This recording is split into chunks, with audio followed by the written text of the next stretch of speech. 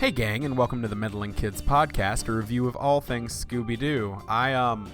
This one was something. I'm Stephen Pappas. And I'm Julie Ken, and today we're talking about the 14th episode of Scooby-Doo, Where Are You? Spooky Space Kook. And I gotta say, the theme of today is the word shuttlecock. You heard me, shuttlecock, which is just a hilarious word. I wanted to give you a warning, Stephen. Shuttlecock. Okay. Because every time. I just waiting for the 12-year-old in both of us to be like, what?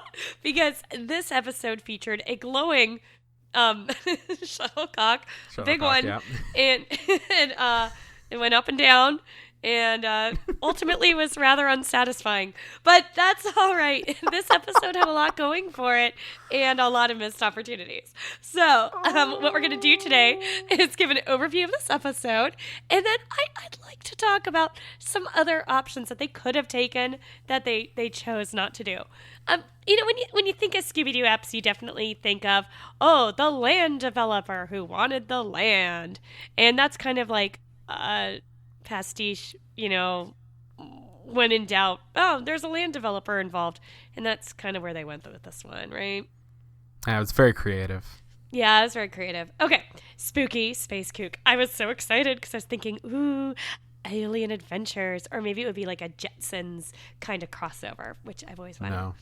No, it's not. But there is a strong opening with some really high heart rate music, like the kind of music that they played when Charlie the Robot was walking around in Foul Play in Funland.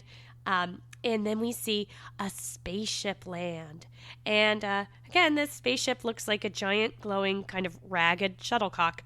I don't know how else to explain it. Anything you want to add to that? Nope, that's about right. I mean, now that as soon as you said it, I was like, I know exactly. Okay, now that works. Yep, shuttlecock. And there's also a spooky alien. Not only do we... this episode starts off really promising. A spaceship and the spooky alien. Spooky alien guy, he's in a spacesuit, and his head just looks like a skull, and it's laughing and glowing red.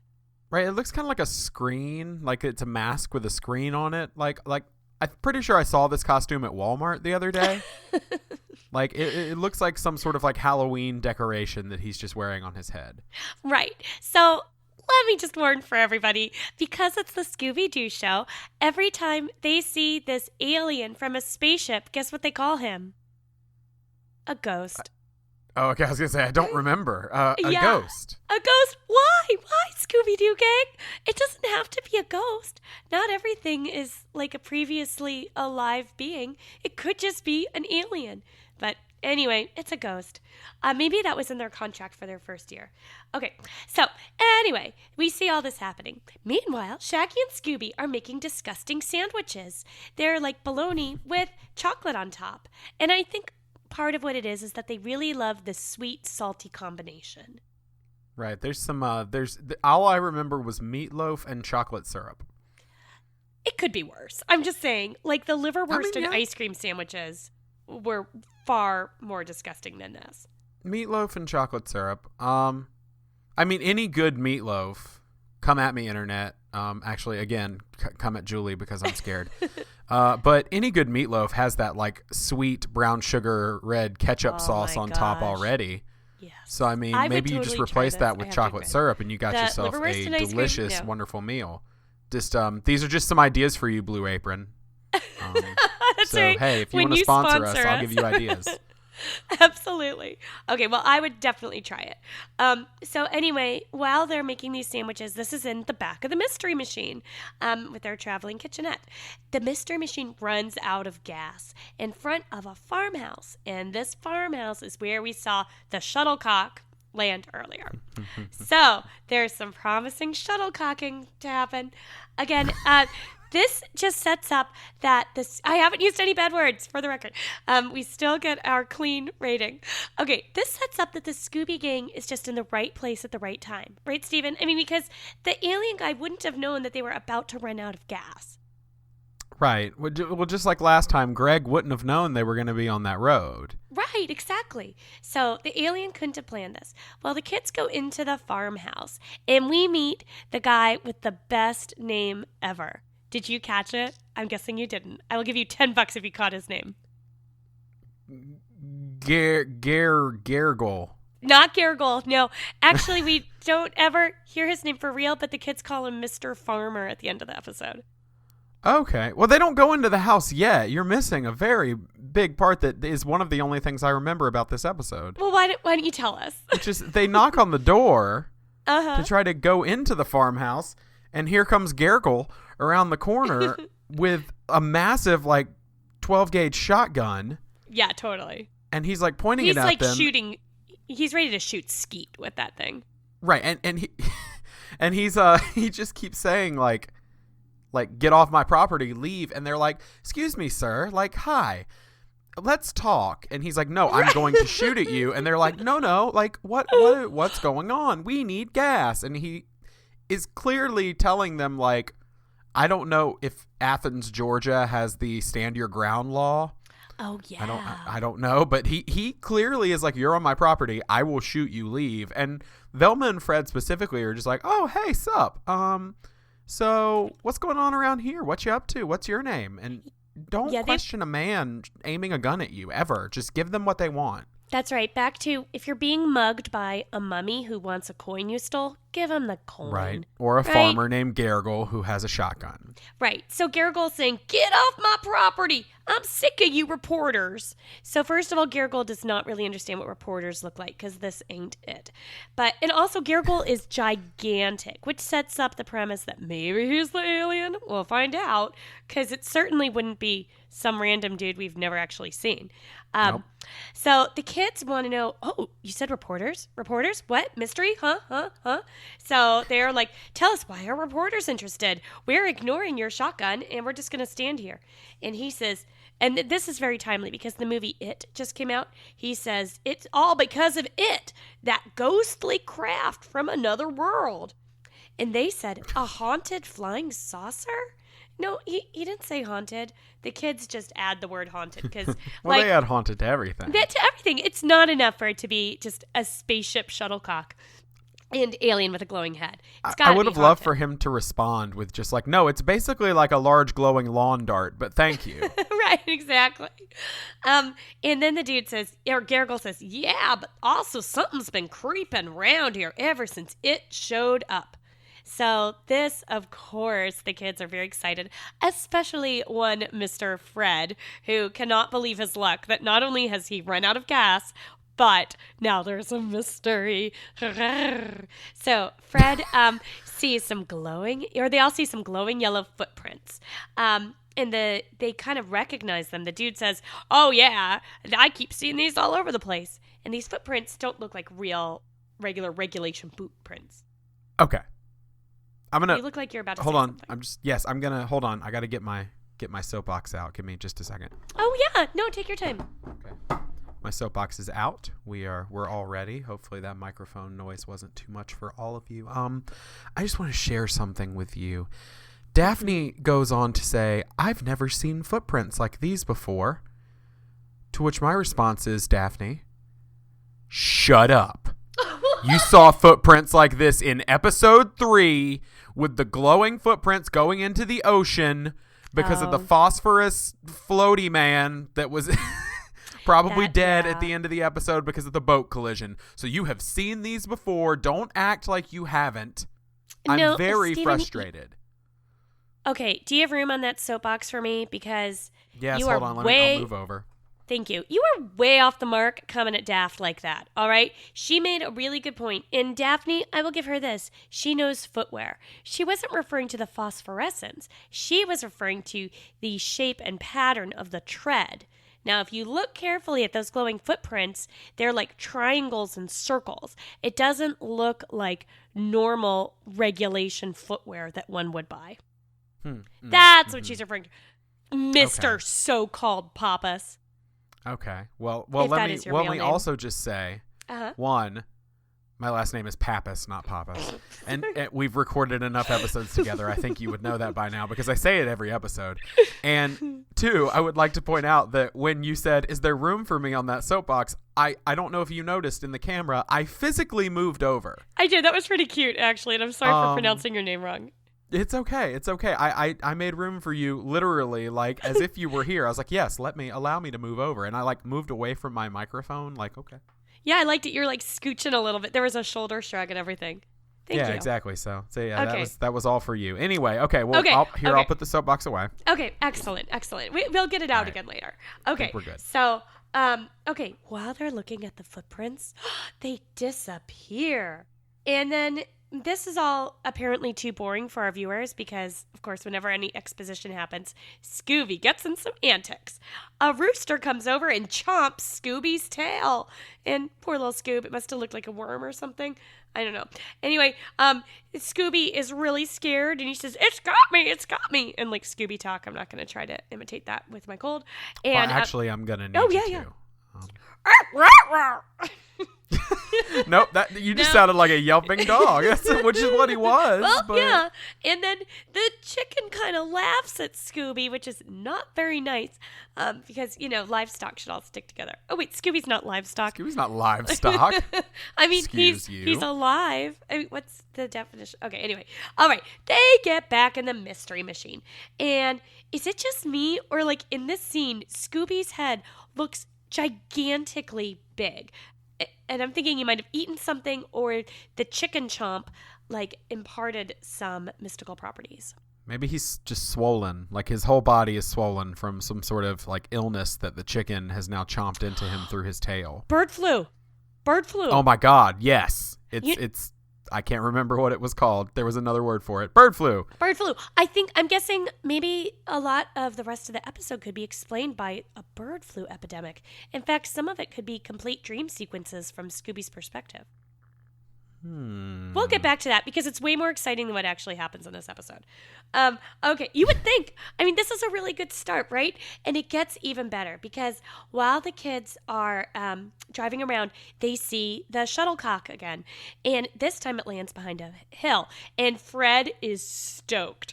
Like, oh my gosh, he is quite thrilled in every possible way. I'm not going to use any more descriptives. All right. So the kids are trying to find this hill, and then they get to an abandoned airfield, and they go there looking for the shuttlecock. So I'm like, oh, this is awesome. They're in this old military base, and it's all abandoned. And you can get in speaking as someone who works on a military base every day, you can get in lots of antics there.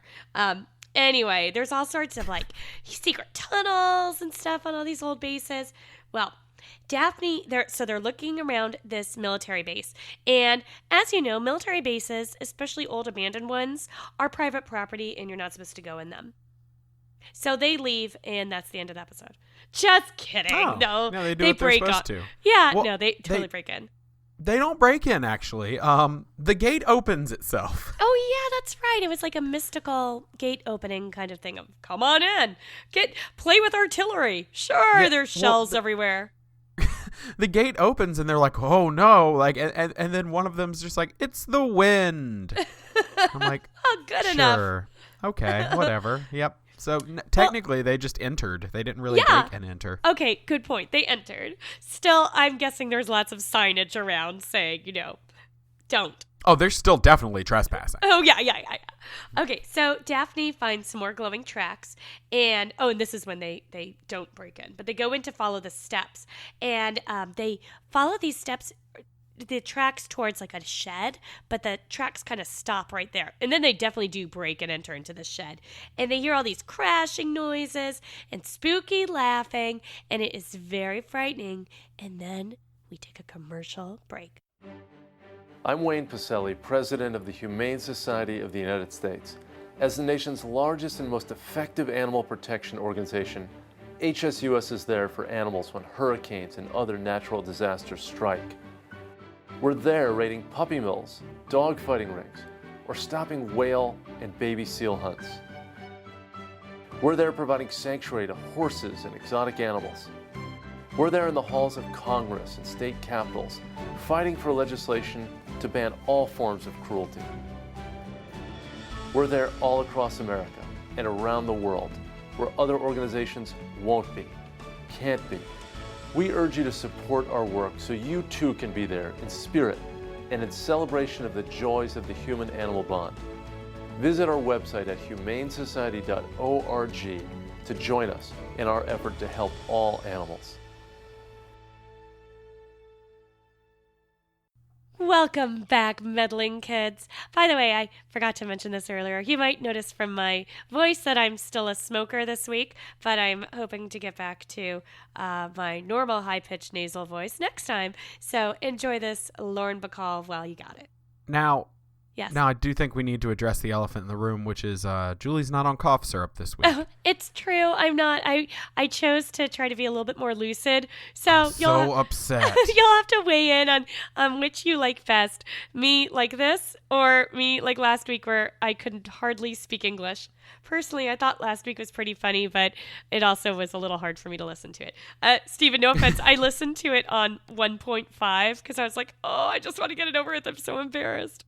No, I thought it was great, and I think most people liked Codeine Julie. So, whatever we have to do to keep Codeine Julie going, just don't recuperate. Don't. We have a P.O. box now, so send. And I live in Washington Nope, State, no. So don't send me your jokes. Can you do that in Washington State? What is I don't think you're allowed to mail pot. I still don't think you can mail narcotics. I don't. Probably not. I could become a mild alcoholic or something. I'm willing to try that for our fans. Anyway, okay. No, I'm not actually willing to do that. But I would like OD on chocolate or something. That might be interesting. We could get on sugar highs.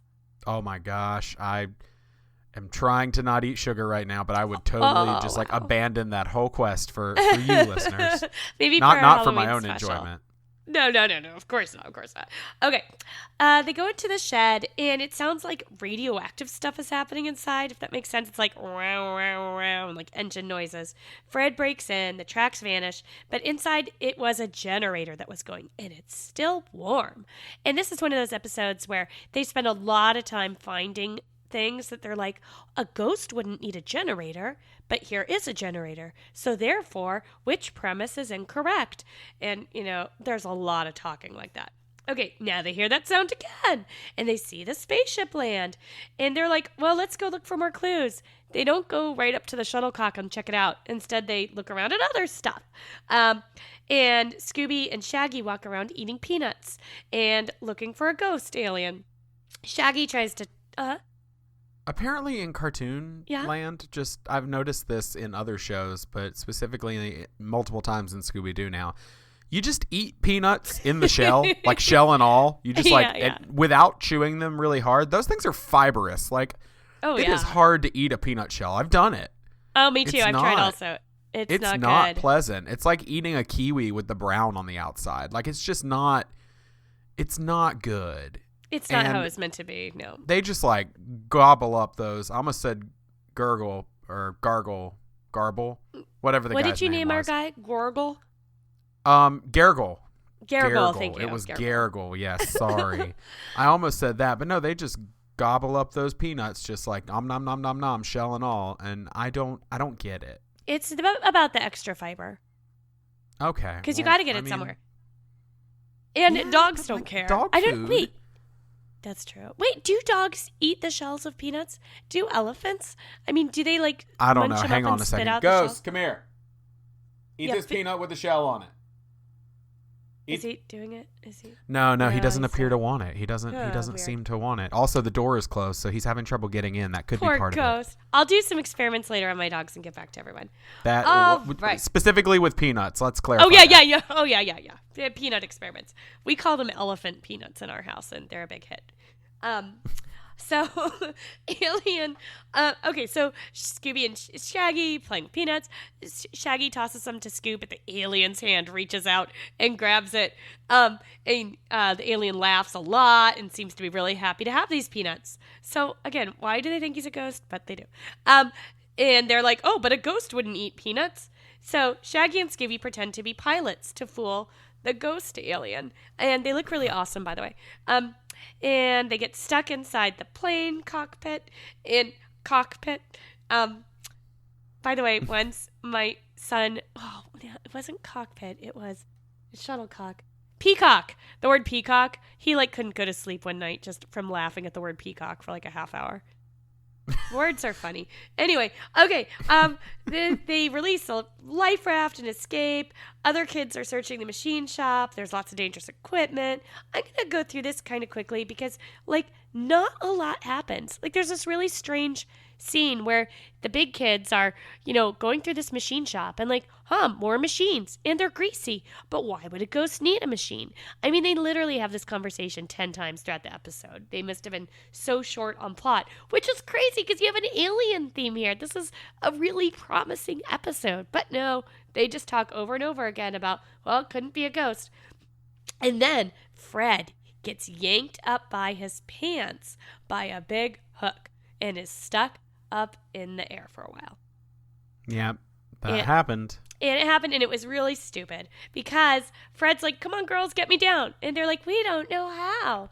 Well, you've got Daphne and Velma down there, and in the most condescending way, Fred goes, I mean, Velma, surely you can figure this out. And he really puts the emphasis on you. Totally. Poor Daphne. Maybe Velma was just as a show of solidarity, no, I guess my poor pretty little head can't figure out which button to push. I'm just going to go find Shaggy and Scooby. They're boys. They can help you. I mean, that's pretty much how the conversation went. It was really weird. Essentially. Essentially. So, and Fred says, I feel like a side of beef. It was very strange. So I missed that. Meanwhile, Shaggy and Scooby see a cadaver, I think. They're in some other room where there's a parachute guy, and there's a man's form stuck in the parachute jumping suit. And I know, I thought it was a dead body, but it's hard to say. That's terrifying. I don't remember that at all. Maybe I was on medication while watching this. Okay, Shaggy and Scooby scare each other for a while because they're both wearing sheets and they both think each other are ghosts. As we all know, sheets in the Scooby-Doo universe, if you wear a sheet, you are a ghost. You are a ghost, and everyone, no matter how smart that character usually is, if they see you in it, they'll think you're a ghost. So, this was the dumbest of those exchanges, though. Legitimately, because it would be Scooby would have the sheet on and Shaggy would be like, oh no, a ghost, and he would hide under the sheet, and Scooby would take his sheet off and then be like, oh, a ghost, and hide under it, and then Shaggy would be like, where? And he would take his sheet off and see Scooby and be like, oh, a ghost, and it just, oh my God, it went back and forth far too long. It was a lot. Far too long. Again, not so much plot. Okay, so now all four of these kids go back for Fred, who is still stuck up in the ceiling somehow. And then all of a sudden he's down. We never got to see him actually get lowered down. And now all the kids see the ghost, which I've gotten quotes here because, again, not a ghost. It's an alien, but they're calling him a ghost now. And even Fred is so freaked out that he wants to run away. And we'll find out what happens after this commercial break. Hey, do you know what the world needs? What's that? More comic book podcasts. Really? Yeah, I know. You know what else the world needs? Huh? More video game podcasts. Isn't there a way we can talk about both? Hours! I'm Chris. I'm Sean. And we do Play Comics, a show where we look at video games based on comic book properties and how well they stick to that source material. And if they really suck, we rip into them hard. Because way too many of them do. Uh-huh. Check us out over at playcomics.com or any of your favorite podcast catchers. Haha! Okay, so now Scooby and Shaggy are searching the mess hall, which is the scene everybody loves, right? When they get to loose in a kitchen. That's always fun. Scooby, he didn't seem to know what a mess hall was either. You didn't? No, he didn't. Oh! He was like, a mess hall? I don't know what that is. He said something really dumb about making a mess. But maybe there's food in there. Oh, boy. Oh, the puns. So Scooby is stuffing all his face with everything meat he can find. And he gives one single olive to Shaggy. And Shaggy's like, Scooby, you actually found a clue, believe it or not. Meat. A ghost wouldn't need meat. So yet again, another one of these conversations. And then there's a big chase scene because the alien gets in there somehow. And Scooby gets stuck in an automatic dishwasher. And I gotta tell you, it looked so relaxing.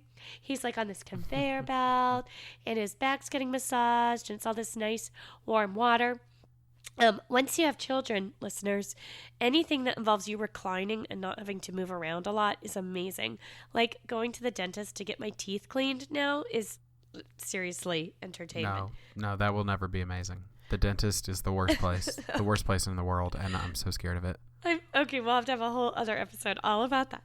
Anyway, if there's ever a dentist themed like caper, there's gotta be. That'll be when I tap out. That'll be when co-host number 2 comes on board. There's more chasing. I'm thinking a Dexter Scooby crossover, including a dentist. Oh, no. Here. This is the official stance of the Meddling Kids podcast. Don't go to the dentist. Dentist, you don't need them. Like, yes. I haven't been to a dentist in 5.5 years, and I'm good. Like, no. I'm alive. I'm going to get a lot of people commenting, like, you need to go to the dentist. Yeah, seriously. Oh, my gosh. Okay, the East Coast side of Meddling Kids is anti-dentist. The West Coast, yes. And our beautiful teeth, we love the dentist. Okay, more chasing. The big kids are talking about this for a while. I wish I knew where Scooby was. I wish I knew where that ghost was. I wish I knew where that shuttlecock was. It's like, oh my gosh, please, plot. Okay, Fred randomly looks in a barrel, and he finds a newspaper with glowing dots where the fingers would have held it, and the newspaper's from yesterday, and it talks all about this shuttlecock landing. And why would a ghost be reading a paper? Maybe it's not a ghost at all. Meanwhile, Shaggy and Scooby play with some trash can lids for a while, and we hear the alien laughing again. And Scooby, oh, and by the way, the alien hasn't done anything illegal yet. No. I mean, I guess trespassing, maybe? Nothing more legal than the kids. Yeah. It's laughing while creepy, I guess. Shaggy and Scooby lock themselves in a shed. Scooby throws a key out the window to keep it safe, and that makes lots of problems for them later. More chasing. Scooby taunts the ghost cutely by like doing a blah, blah, blah, blah kind of thing. The big kids are still walking around worrying, talking about sure wish I knew where Scooby was. Okay, don't worry. It's about to get more actionful. Shaggy is now carrying a huge torch he found, which I would not want him to ever have an open flame, but so be it. No. He's followed by the alien. They go to the motor pool. The kids look at a Jeep. This Jeep has 4 flat tires, but when they climb underneath, they realize and look at it from the bottom, it actually has 4 good wheels. It's just like decoy ones on the outside to convince them that it had flat tires. And also it's still warm. And then the Jeep suddenly turns on and drives off without a driver. So that was exciting, although it had nothing to do with the plot. Now, a hangar opens, and where there were 4 doors, now there's 4 of the ghosts. This was legit creepy. A whole army of these ghosts, of these ghost aliens. And now we realize the true plot of the episode, which is the machines are taking over. Yep, this is it. The singularity has occurred. This is Judgment Day from T2. Exactly. And they are all taking over. This is Cyberdyne has... Yeah. Cyberdyne? I don't know. Skynet. Sure. Boom. Skynet. It's happening. This is our future. Absolutely. I mean, I'm just wondering which of these kids is actually a replicant, because it's all the machines now. There's the human time is ending. I think if any one of them was a replicant, I think it's pretty clear that it would be Fred. Oh, absolutely. Fred's the replicant. Yeah. Followed potentially by Daphne, but yeah. Anyway, so yeah, my theory is that this abandoned airfield, the machines there was definitely like some testing equipment. The machines took over. There were no humans or official U.S. Air Force personnel to keep things in check, and the machines, got smart, and now they're ready to take over, starting with making shuttlecocks that fly and are ragged for some reason. Okay, anyway, Shaggy and Scooby run to the top of an air traffic control tower. And up there, Scooby plays a trumpet, which is cute. But the alien comes up, and Shaggy and Scooby jump off the top of this air traffic control tower to escape from the alien. But fortunately, they had a parachute, so they are okay. Now we're just in Die Hard 2, Die Harder. Die Harder, exactly. Yes, it's every movie. And then all of a sudden, it's not the end of the episode, but Sheriff is there along with Mr. Farmer. First name, Garrigle. Garrigle. There you go. Garrigle Farmer. The sheriff and Garrigle came because they saw that the kids had trespassed and were like, hey, what are those kids doing? And also because they wanted to get to the bottom of this mystery too. So they noticed that the alien went into an experimental wind tunnel. Again, lots of interesting, like, science-y experiment places here. And this episode ends pretty quickly because Fred turns on the wind tunnel and the alien costume flies off, but fortunately the clothes that this human was wearing underneath stay on because that would definitely have been explicit. And it's just some random dude we've never seen before. Mr. Henry Bascom, Mr. Farmer's next door neighbor. Yeah. Betraying Gurgle like that. I know. Okay, so here's what happened, kids. Henry Bascom used a projector in a speeded up soundtrack to create all these effects because the U.S. Air Force was going to buy up some property around this old post or along this old installation. So he wanted to scare away Mr. Garrigle Farmer, buy Garrigle's land, and then resell it to taxpayers at an exorbitant price. All the other creepies that he made, i.e., the other army of aliens, were just stuffed dummies, and the Jeep was run by remote control. So, yeah, it was just a projector, soundtrack, stuffed dummies, and the whole purpose was so that he could buy Garrigle's land and then resell it. And the projector, of course, is what made the shuttlecock go. That wasn't a thing that existed. And there was no meddling kids line at the end. I'm sorry. I guess I just feel kind of let down, children. And I'm sorry for all of you. I mean, you stuck with us through this episode. You listened to my weird, raspy voice. You had to hear Steven on a soapbox. But we don't have much for you. They could have done so much more. Alien-wise, there could have been a whole bunch of puns. It was kind of a weak episode. I honestly now know so much more about this episode than I did watching it because I didn't remember any of that. I remembered Garrigle and his shotgun and then the ghost costume, and that was about it. Well, I mean, one thing that I can tell you about this episode that was really weird was the art was very, very strange. Some of the characters were drawn very weirdly. So Scooby, as I mentioned, looked oversized. Fred at one point looks like that famous comedian who did the pledgeathons for muscular dystrophy. Jerry Lewis. Jerry Lewis? Yeah, Fred looks like Jerry Lewis in one R.I.P. picture.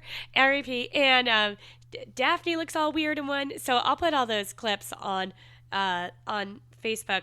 I don't know. Maybe they just they were one episode short. They're like, real quick, come on, guys, let's just make another episode real quick.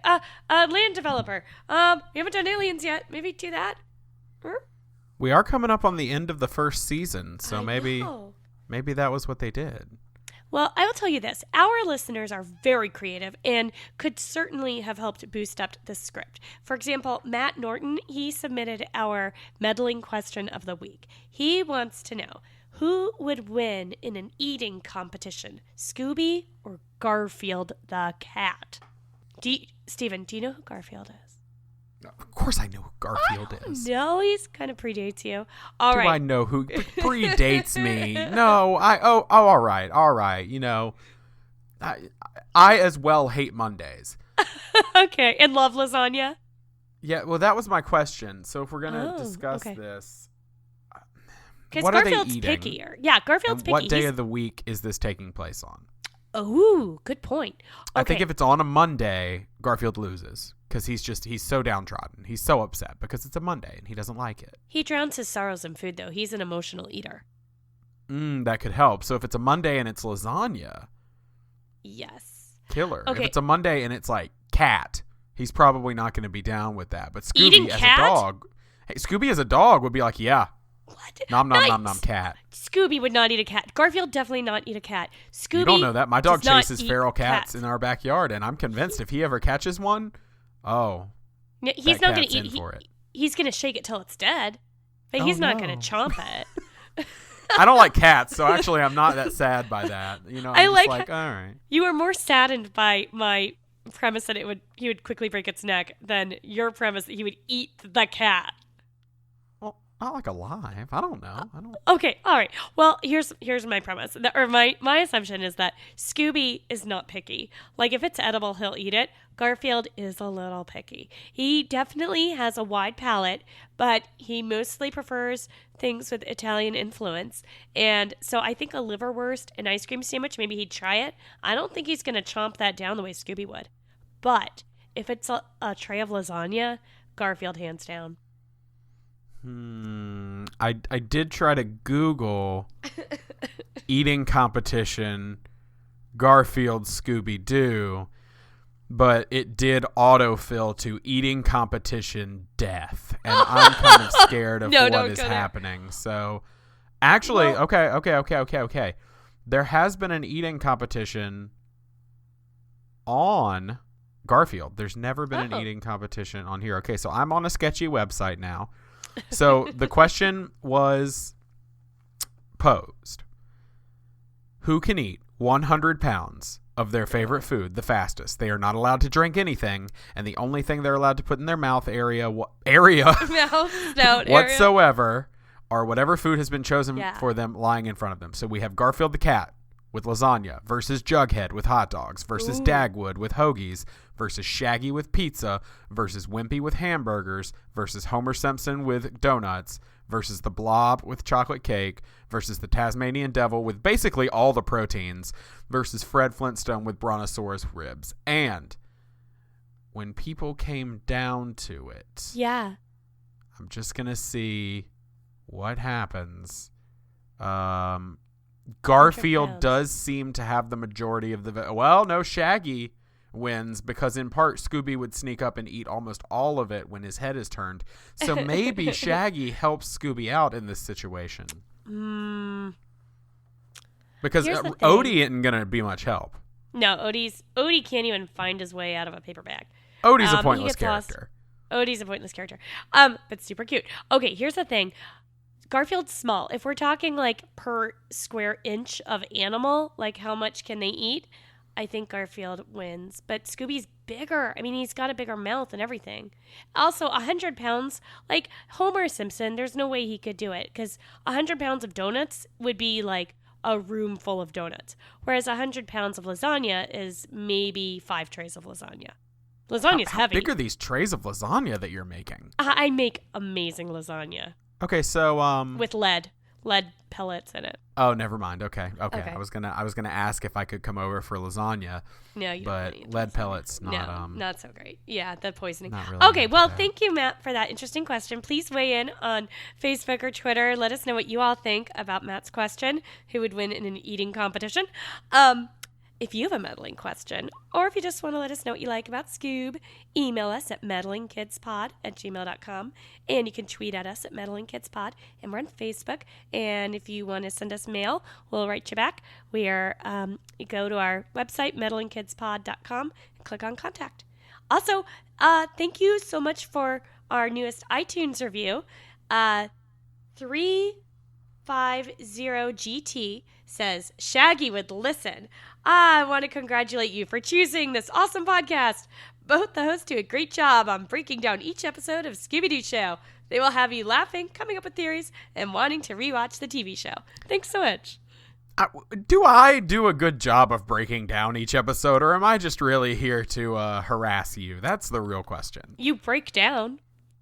I do break down a lot. Does that count?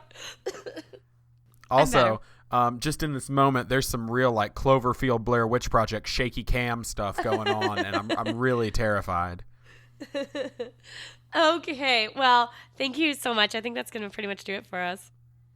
Yeah, thanks for joining us on the Meddling Kids podcast. We want to say thanks to Dave Seste for the use of Night Surfing as our theme music, because it's super catchy and I dance every time, and I tell you about it every time, how much I dance.